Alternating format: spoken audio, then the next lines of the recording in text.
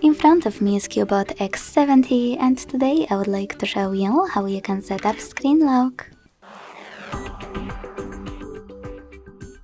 Begin by opening Settings and scrolling down to access Security. Then click on Screen Lock and tap on the best login method for you: pattern, PIN or password. Then you get to create it. Select Next at the bottom right corner and repeat it to confirm it. When you finished, hit Confirm. Lastly, answer this question by choosing one of the available options. How do you want the lock screen to display your notifications?